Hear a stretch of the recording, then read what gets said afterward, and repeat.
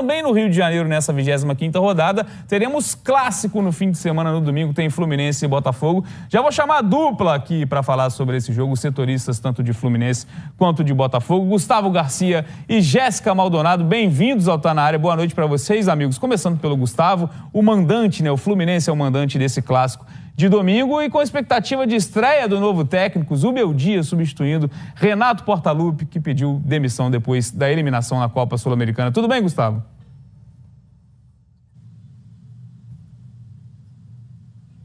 Boa noite, Bené, amigos da bancada, Jéssica, todos que acompanham o Tá Na Área. Tudo certo, é isso, Fluminense prestes a estrear o novo treinador. Zubeldia chegou ao Rio de Janeiro nesta sexta-feira. Acho que ele incorporou aquele lema, né, dos tempos que ele ainda estava no São Paulo ali do Muricy, né, de aqui é trabalho. Chegou no aeroporto, já foi direto para o CT Carlos Castilho, já comandou o treino do Fluminense nessa tarde. Foi regularizado também no bid da CBF, então tem tudo para estrear aí no domingo contra o Botafogo. Ele já teve o primeiro contato aí com o elenco do Fluminense, já conversou com os jogadores, comandou esse treino e ainda vai ter mais um treino, né, neste sábado, quando ele também será apresentado oficialmente pelo Fluminense, uma entrevista coletiva. A gente vai acompanhar tudo ao vivo aqui no GE. Globo, então fiquem ligados.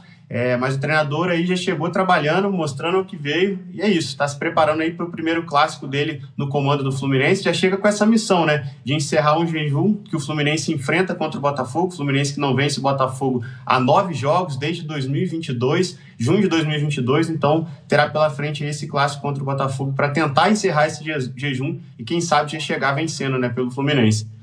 Quer falar mais sobre esse jejum incômodo do Fluminense no confronto contra o Botafogo, também para falar sobre essa nova era Zubeldia no tricolor carioca, mas vou dar minha boa noite também para Jéssica Maldonado. Jéssica, bem-vinda ao Tá Na Área. Botafogo que vem de um empate também num jogo atrasado, válido pela 16ª rodada, empatou fora de casa contra um Grêmio, num jogo com muitos desfalques, e a gente ainda fala do David Ancelotti buscando aquela formação ideal para o time do Botafogo. Tudo bem? Oi, Bené, boa noite para ti, para quem está acompanhando, os colegas aí da bancada, Gustavo também.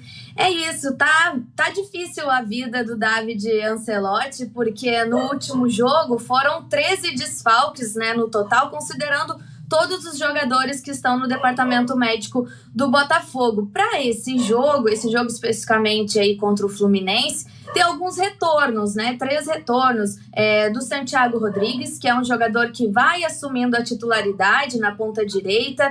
Também o Cris Ramos, centroavante, que é uma opção ao Arthur Cabral, e também o Marçal. E a volta do Marçal, ela é importante porque os torcedores que acompanharam o último jogo contra o Grêmio viram que o Alex Telles acabou saindo ali na metade do segundo tempo. Ele vem com alguns desconfortos, mas a tendência é que seja baixa aí para esse jogo, mas a vida, sim, do David não tem sido fácil, porque apesar dos retornos, ele pode ter ainda outras baixas, né? A gente está tentando apurar aqui a situação de um jogador que é extremamente importante para o Botafogo, que ficou fora do último jogo. A assessoria de imprensa do clube disse que ele estava lesionado, é o Savarino. Então a gente ainda não tem a confirmação se ele tem condições ou não de ir para esse jogo, mas a vida não tá fácil. Além disso, né, principalmente a gente tem que destacar o setor defensivo. Eu já falei do Alex Telles, mas a dupla de zaga titular, ela também não vai estar à disposição para esse jogo. O Barbosa e o Caio Pantaleão, eles vão cumprir suspensão automática, o Caio foi expulso. Então, mais motivos aí, né, para o David tentar pensar. Claro que naturalmente já tem as substituições, a gente pode falar sobre isso depois, mas cada jogo tem sido aí um desafio para o treinador italiano. Isso fica até difícil saber o que esperar de um jogo como esse, por todo esse contexto dos dois lados. Só para a gente colocar também na tela, o Gustavo lembrou desse período de jejum do Fluminense nos jogos contra o Botafogo, esses últimos jogos, né? A última vitória o Gustavo lembrou muito bem em 2022. De lá para cá, né, a gente tem resultados favoráveis ao Botafogo, né? A gente está vendo no Carioca de 2023, no Brasileirão de 2023, 2 jogos, né? Vitória por 1-0 e depois por 2-0. No Carioca de 2024, 4-2. Também 2 vitórias no Brasileirão do ano passado, no Carioca desse ano 2-1 para o Botafogo e no primeiro turno desse Brasileirão 2-0 para o Botafogo. A última vitória do Fluminense foi no dia 26 de junho de 2022. Raed, o que esperar de Luiz Zubeldia no comando do Fluminense? O Fluminense que, de certa forma, foi pego de surpresa. Acho que, né, a gente sabe dos bastidores depois que o Renato pede demissão, mas eu acho que não só a demissão, acho que a eliminação na Copa Sul-Americana, de certa forma, é uma surpresa, porque o Fluminense tinha... A gente colocava o Fluminense como favorito no confronto contra o Lanús, agora a mudança de comando num ano que ainda tem semifinal de Copa do Brasil. Pois é, e até essa mudança de comando acaba sendo uma surpresa do que esperar do Zubeldia, porque no recorte do Zubeldia no comando do São Paulo, o Zubeldia ele também variou bastante a forma do São Paulo jogar. Eu imagino que ele vai continuar com o mesmo plano tático que o Renato Gaúcho tinha no jogo do Fluminense, porque assim ele começou a trajetória dele no São Paulo. O 4-3-3, jogo pelas pontas, três volantes, meia armadores ali por dentro. Talvez ele coloque um meia armador no lugar dos 3 volantes, ali a possibilidade de uma volta do Ganso. Não sei nem se o Ganso está à disposição fisicamente, né? Mas tem o Lúcio também, que pode jogar. Enfim, não é a característica do Zubeldia, ele prefere um meio de campo mais móvel, mas ainda assim eu imagino que vai ser um Fluminense próximo do sistema de jogo do Renato, com um técnico diferente. Deve ter tido algum desgaste do Renato com os jogadores, e aí essa opção por modificar. O Botafogo, que a situação é um pouco mais complicada, porque é um Botafogo que imaginava-se que já nesse momento da temporada já tivesse ali um lastro com um técnico novo, e esse time não vem respondendo. Então, é um clássico, um enfrentamento de 2 equipes que, como a gente viu na arte, o Fluminense não vence o Botafogo há muito tempo. E nesse momento da temporada, a vitória é importantíssima para os dois, para continuar sonhando no Brasileiro. Gustavo, gera até uma expectativa, né? Porque na cabeça do Renato estava muito claro, até o momento que o Fluminense estava vivo na Copa Sul-Americana, essa divisão de times, né, basicamente. Claro que em vários jogos do Campeonato Brasileiro ele poupava um pouco mais, né? Usava um time totalmente reserva, mesclava, mas estava muito claro para o torcedor e para a gente que acompanha o dia a dia do Fluminense que tinha o time das Copas, bem definido, aqueles 11 iniciais, o time ideal, digamos assim, do Renato, e outros jogadores ali brigando por posições, né? Isso com a chegada de um novo treinador, por mais que ele tente manter a base no início de trabalho, né? Também mexe com o elenco, né? Pode mexer com várias posições do Fluminense nessa reta final, lembrando que tem semifinal de Copa do Brasil.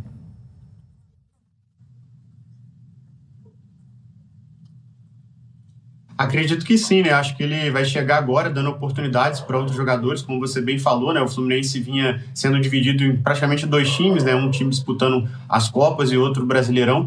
E eu acho que um jogador que pode ganhar destaque ali com o Zubeldia é o Cano, né? Curiosamente, em 2023 eu fui até a Argentina, né? Durante aquele jogo do Fluminense com o River, né? Na fase de grupos. E eu estive no Lanús, na sede do Lanús, para contar a história do Cano, né? E quando eu estive lá conversando com o Beto Monge, que era um dos dirigentes, ele falou, né, que quem lançou o Cano no Lanús foi o Zubeldia. Na época eu não conhecia muito o Zubeldia, sabia que ele estava no comando da LDU, enfim, não acompanhei tanto. Quando ele veio para o São Paulo, a gente chegou até a fazer uma reportagem no GE. Globo falando sobre isso, né, que o Zubeldia que lançou, então que ele ia reencontrar o Cano no Campeonato Brasileiro. E agora os dois se reencontram, né? E os dois estavam no início de carreira. O Cano ainda fazendo aquela transição da base para o profissional e o Zubeldia também começando ali. Ele era auxiliar, depois se torna o treinador do Lanús, que acaba conquistando o título em 2007, então ele ganha mais espaço no time também e vai construindo a carreira dele, né? Então acho que o Cano pode ser uma dessas novidades. O Everaldo, que acaba vindo de um jejum muito longo também, mesmo com o Renato apostando nele. O Everaldo que não marca desde o dia 2 de agosto, então são quase 2 meses sem fazer gol. E então você acha que o Cano pode ser um jogador que, até por conhecer melhor o Zubeldia, possa ser uma das opções do treinador, mas acredito também que outros nomes vão ganhar opções, né? Vocês falaram sobre o Ganso aí, só para explicar a situação dele. Ele participou hoje do treino, inclusive no vídeo que o Fluminense soltou dos jogadores, né? Conhecendo o novo treinador, o Ganso participa ali, conversa um pouco também com o Zubeldia, então a gente acredita que ele vai estar à disposição aí para esse jogo no domingo.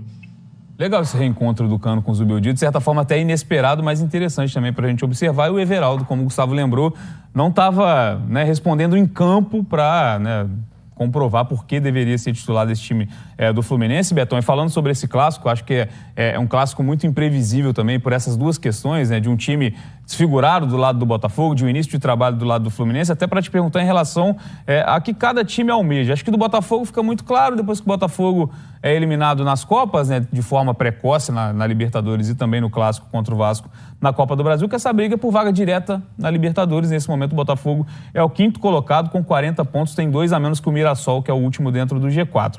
O Fluminense, de certa forma, depois da Copa do Mundo de Clubes, aumentou a expectativa, mas teve um retorno de brasileiro muito complicado, com derrotas em sequência. Nesse momento tem 9 pontos a menos que o Botafogo. O Fluminense tem 31, mas tem 2 jogos a menos. O Fluminense ainda tem 2 asteriscos. Então, se a gente falar só de pontuação, se a gente for fiel à pontuação, é que o Fluminense pode alcançar, já contando com o clássico, 6 pontos. O Fluminense ainda tem possibilidades. Eu não sei se o time, se o elenco, a gente está vendo aqui na nossa tabela, né? São 9 pontos de diferença. Claro, o Fluminense para o G6 tem uma distância menor, são 6 pontos em relação ao Bahia, e aí nesse caso é um jogo de diferença.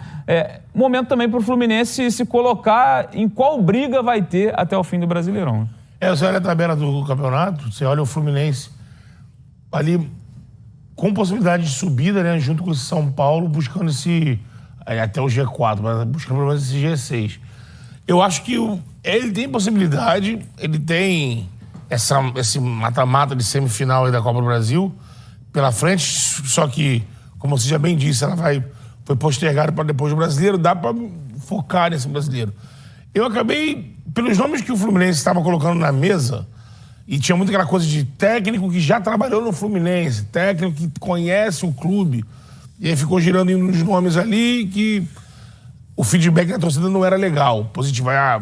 Uns não queriam que trouxesse, por exemplo, o Cuca, por toda a questão que em torno do Cuca. Mas era um técnico que teve trabalho no Fluminense, já fez aquela arrancada de 2009. Teve gente trazendo à tona novamente o nome do Abel, que meio que trabalhou nos últimos tempos como coordenador, não como técnico, mas pela relação, pelo histórico. Nenhum desses nomes chegou a ser um consenso. Quando apareceu o Zubeldia, eu não estava pensando no Zubeldia, mas eu falei, cara, eu achei interessante que, de repente, o Zubeldia consegue, pelo menos com esse grupo que o Fluminense tem na mão, e eu acho que num tempo mais curto, tornar esse time competitivo, pelo menos. Competitivo. Se ele vai conseguir fazer com que os jogadores que estão em baixa voltarem a jogar o futebol que já jogaram, apresentar um futebol bonito, não sei. Mas eu acho que o Zubeldia, pela energia que ele tem, pelo que ele mostrou no São Paulo, eu odeio o Zubeldia, eu acho que em um período curto, ele consegue dar uma impactada nesse grupo e, sendo competitivo, aí vamos entender que a partir desse momento de termos um time competitivo, se as principais peças vão jogar para serem decisivas. Eu acho que ele é um time que pode brigar ali com o São Paulo por alguma coisa. Ele pode brigar assim na parte de cima, pensando em G6. Pode abrir essa margem com o Palmeiras campeão, o Flamengo campeão. Então eu acho que com um trabalho regular do Zubeldia, coloca o Fluminense podendo buscar uma vaga na Libertadores, sim. Eu acho que é um cenário muito atrativo para o Zubeldia, claro, né? Depois de uma eliminação da Copa Sul-Americana, mas um treinador que chega pouco mais de 2 meses para ter 4 jogos até um título de Copa do Brasil, com um elenco que já mostrou qualidade em outros períodos em 2025. Enfim, vai trabalhar com o Cano, vai reencontrar esse jogador, vai ter o Thiago Silva, vai ter o Fábio. É um time que pode entregar, realmente tem essa distância no Campeonato Brasileiro, mas o Betão lembrou muito bem, esse G6 pode virar G7, pode virar G8, né? Ele só tem que afastar aquela zica que ele carregou no São Paulo de sempre, tem uma galera machucada com ele. Exatamente. Ele nunca conseguiu ter Parece que a zica ficou no São Paulo, porque o Crespo também convive com isso por lá. Quem tem um pouco parecido nesse momento também é o Botafogo, né, Jéssica? Muitos desfalques, né, desde a última rodada, e até para falar sobre essas substituições no time que você já acabou falando na sua primeira participação, falar um pouco também se... Né, a gente sempre vai falar do Botafogo com esse 2025 todo conturbado, né, de planejamento, que a gente sempre falou, o Botafogo não brigou pelos títulos que a gente esperava, como atual campeão da Libertadores e do Brasileiro, até para falar sobre essa questão do David Ancelotti. Se existe, de certa forma, já alguma pressão, porque desde a eliminação para o Vasco na Copa do Brasil, ficou agora com a atenção voltada para o Campeonato Brasileiro. Mas é isso, é um cenário de muitos problemas, um time que vai mudando ao longo da temporada, mudou muito na última janela. Se existe alguma certa pressão para um clássico como esse em cima do Ancelotinho.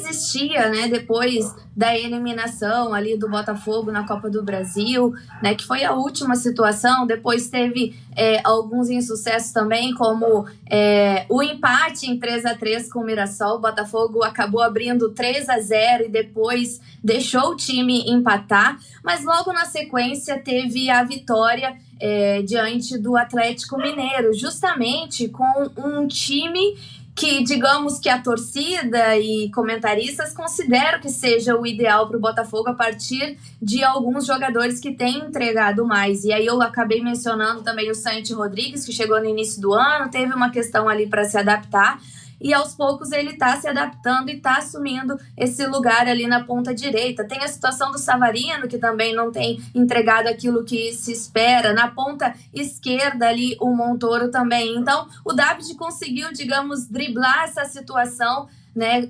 colocando aquilo que se espera do Botafogo em campo, conseguiu o resultado.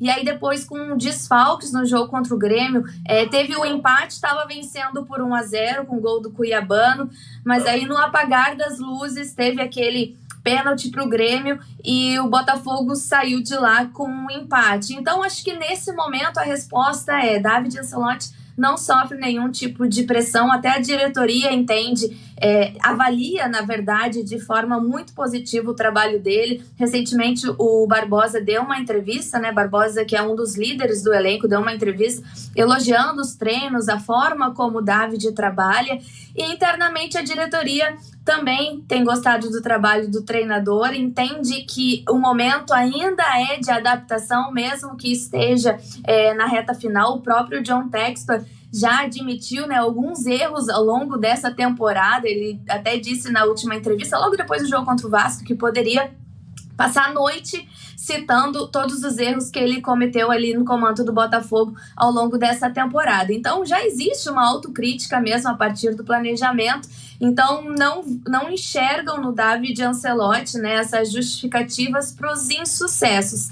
Claro que isso depende dos próximos jogos, né, de como o time vai jogar, porque no jogo contra o Grêmio teve ali, né, uma igualdade em termos de números, de finalização, de criação, mas o time também tem aí, né, no Campeonato Brasileiro, uma das melhores defesas, que é um ponto de atenção para o Botafogo nesse jogo de domingo, porque, como eu disse, não vai ter o Caio, o Pantaleão, e o Barbosa, né, a dupla de zaga titular, ou seja, naturalmente, David Ancelotti vai promover a estreia do Gabriel Silva, conhecido como Gabriel Bahia, que veio do Volta Redonda para suprir essa necessidade no elenco, e o David Ricardo também. Mas ele vai se adaptando, né, conforme tem essas lesões, questão de departamento médico. O Montoro, que é considerado um dos principais jogadores nesse momento do Botafogo, foi liberado para a seleção sub-20, então não vai estar à disposição também por um bom tempo.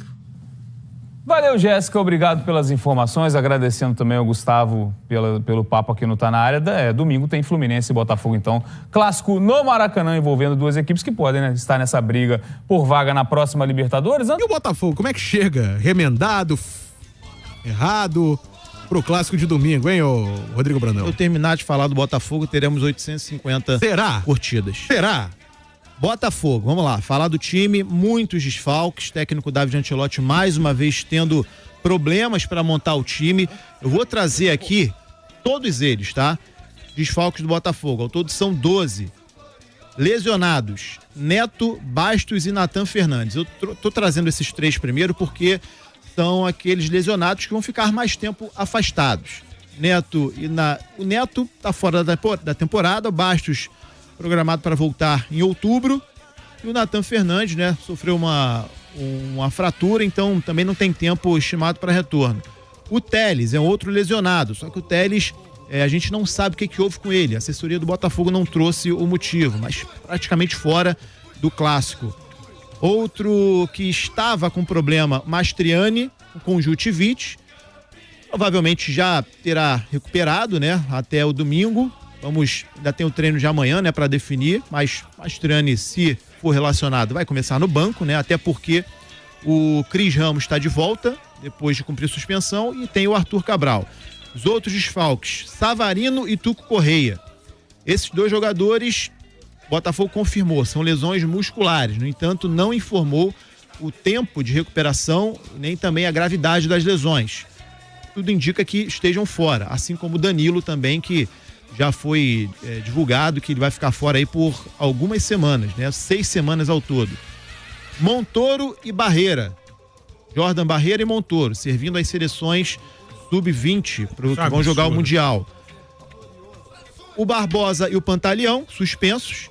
E o Alan ainda é uma dúvida, né? A gente não sabe se o Alan já terá condições de voltar. Ele que foi dispensado do último jogo por motivos óbvios, né? O filhinho dele que acabou partindo. A gente não sabe se ele já está recuperado, se vai ficar mais um jogo fora, mas seria mais um desfalque. Ao todo, 12 retornos. Santi Rodrigues, que já cumpriu suspensão, o Marçal e o CR9, o Cris Ramos.